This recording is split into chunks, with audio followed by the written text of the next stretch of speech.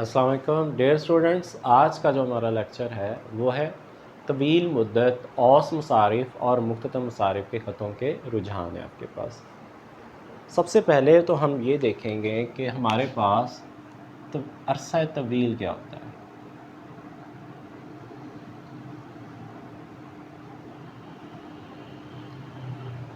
अरसा तवील या फिर लॉन्ग रन जो आपके पास है, हमारे पास आमलीन पैदाइश जो होते हैं वो दो तरह के होते हैं। कुछ आमलीन पैदाइश अरसा कलील में मुअय्यन होते हैं और कुछ मुतगय्यर होते हैं।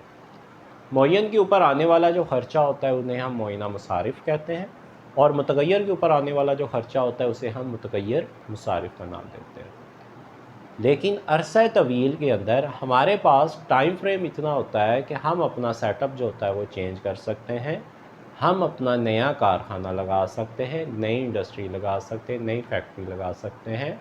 पूरे का पूरा जो सेटअप होता है उसको हम चेंज कर सकते हैं।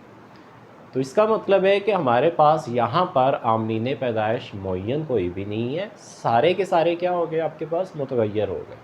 तो उन सभी के ऊपर आने वाले जो अखराजात होंगे वो कन्वर्ट हो जाएंगे आपके पास मुअय्यना मुसारिफ़ से मुतगय्यर मुसारिफ़ में।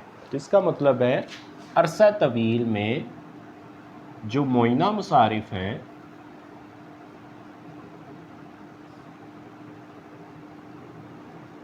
उनमें तब्दीली वाक़या हो जाएगी आपके पास। तो इसका मतलब है कि लॉन्ग रन के अंदर, अरसा तवील के अंदर मुसारफ़ पैदाइश में आपके पास मुअय्यना मुसारिफ़ नहीं होते, सारे के सारे जो होते हैं वो मुतगय्यर मुसारिफ़ होते हैं। इट मीन्स कि टोटल कॉस्ट और वेरिएबल कॉस्ट दोनों आपस में बराबर हो जाते हैं। और फिर वैसे भी ये होता है कि आपके पास टाइम फ्रेम ज़्यादा होता है, लंबा अरसा होता है, आप अपनी आमलीन पैदाइश में बड़ी बड़ी तब्दीलियाँ वाक़या कर सकते हैं। तो आपके पास यहाँ पर जो पैमाना पैदाइश होगा वो पैमाना कबीर वाक़या हो जाएगा।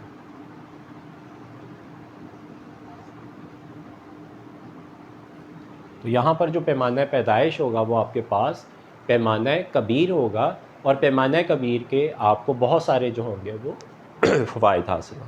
इसमें अंदरूनी भी आपके पास कफ़ायतें हैं और आपके पास बैरूनी कफ़ायतें भी इसके अंदर शामिल हुई है, क्योंकि जब हम बड़े पैमाने पर कारोबार करते हैं तो हमें उसके इंटरनल और एक्सटर्नल बेनिफिट्स जो होते हैं वो दोनों ही हासिल होते हैं, और इसके इंटरनल और एक्सटर्नल बेनिफिट्स जो होते हैं वो ज़्यादा होते हैं आपके पास।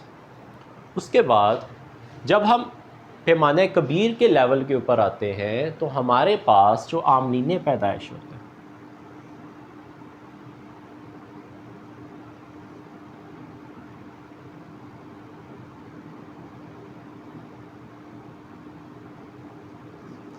क्योंकि अगर हम पैमाने कबीर के ऊपर प्रोडक्शन ले रहे हैं तो हमें आमलीन पैदाइश का जो होता है वो मियारी इश्तराक चाहिए होता है।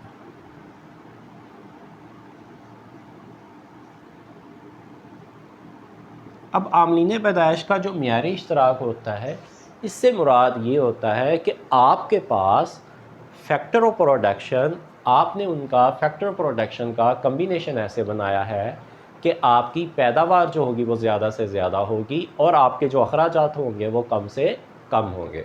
तो बेस्ट पेयर हम यूज़ करेंगे, बेस्ट कम्बिनेशन बनाएंगे जिससे हमारी प्रोडक्शन तो ज़्यादा होनी चाहिए और हमारे जो अखराजात हैं वो कम होने चाहिए।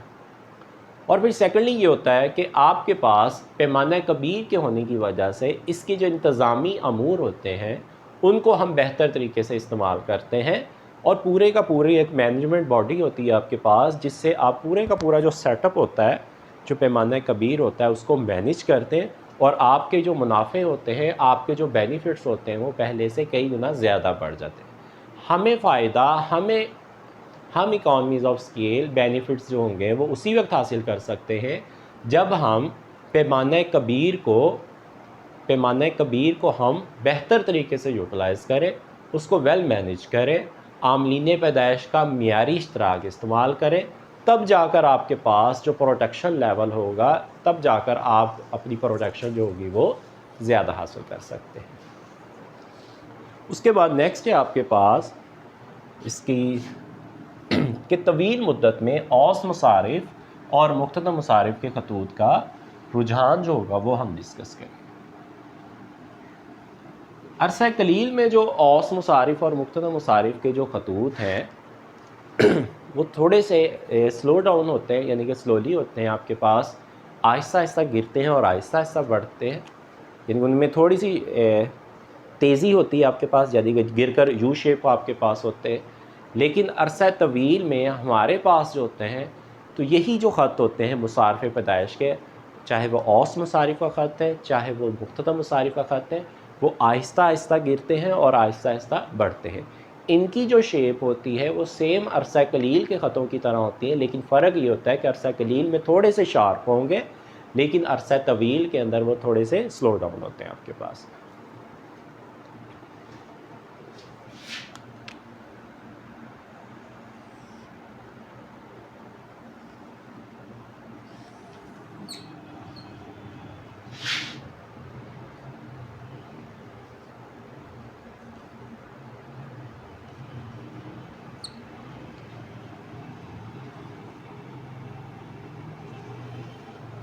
इस तरफ आपके पास एवरेज कॉस्ट है, मार्जिनल कॉस्ट है और साथ में आपके पास जो है वो आउटपुट है आपके पास।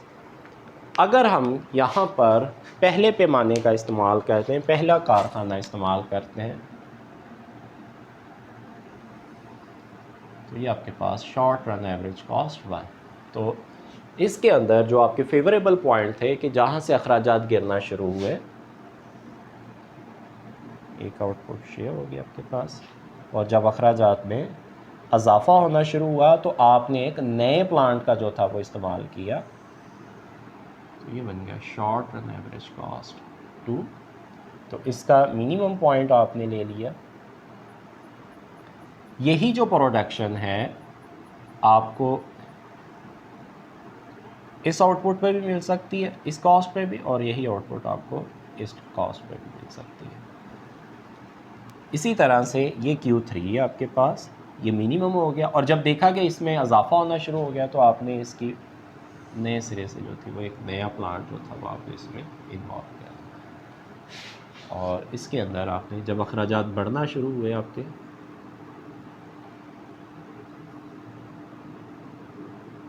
शॉर्ट रन एवरेज कॉस्ट 3,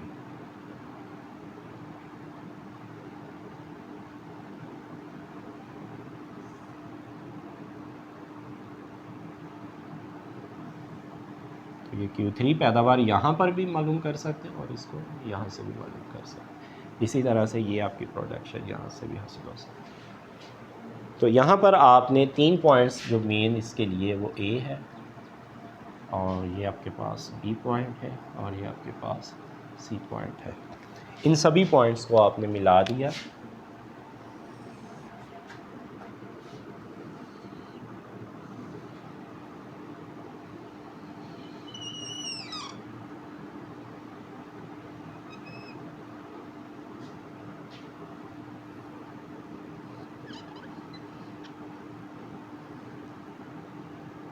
तो ये आपके पास लॉन्ग रन एवरेज कॉस्ट का खत बन गया, जो कि एक तश्तरी नुमा है जिसने अपने अंदर एवरेज कॉस्ट जो है, शॉर्ट रन एवरेज कॉस्ट 1, 2 और 3 को जो है वो अपने अंदर समोया हुआ है। तो इसलिए हम इसको कहते हैं ये तश्तरी नुमा आपके पास लॉन्ग रन एवरेज कॉस्ट होता है, इसको हम प्लानिंग कर्व भी कहते हैं।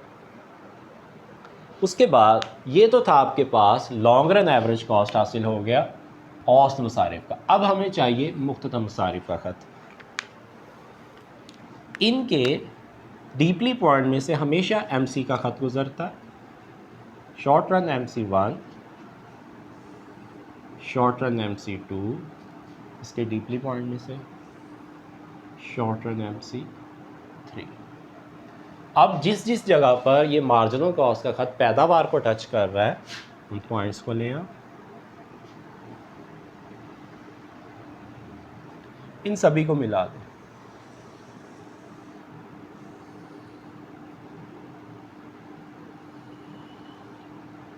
तो ये बन गया लॉन्ग रन एवरेज कॉस्ट। ये बन गया आपके पास अरसा तवील के मुख्तसर मुसारिफ का ख़त बन गया आपके पास।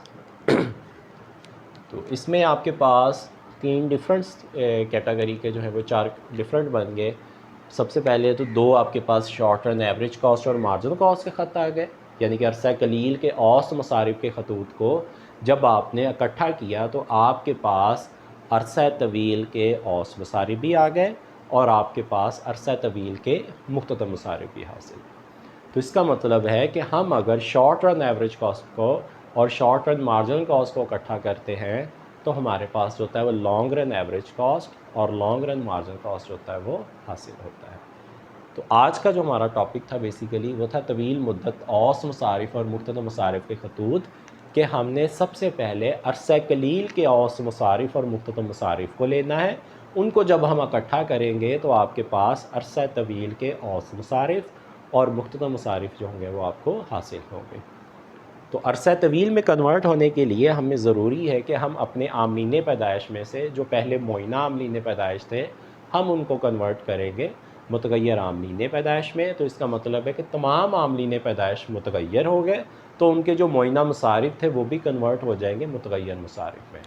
तो जब टाइम फ्रेम आपके पास ज़्यादा है तो आप अपना सेटअप बढ़ाएंगे तो ये पैमाने कबीर में आ जाएगा और पैमाने कबीर के आपको फ़वाइद इंटरनल भी हैं और एक्सटर्नल भी हैं। तो फिर आप वहाँ पर जो होता है वो बेस्ट पेयर यूज़ कर सकते हैं जिसे हम आमलीन पैदाइश का मियारी इश्तराक कहते हैं कि जिसमें आपकी प्रोडक्शन तो ज़्यादा होगी, आमदन ज़्यादा होगी और अखराजात कम होने चाहिए। तो फिर इस पूरे सेटअप को बेहतर करने के लिए आपको पूरी एक मैनेजमेंट बॉडी चाहिए होती है जिसे हम कहते हैं बेहतर इंतज़ामी अमूर चाहिए होंगे, तभी आप बेनिफिट्स जो होते हैं वो हासिल कर सकते हैं। तो डियर स्टूडेंट्स, आज का हमारा लेक्चर यहीं तक। अपना ख्याल रखिएगा। अल्लाह हाफिज़।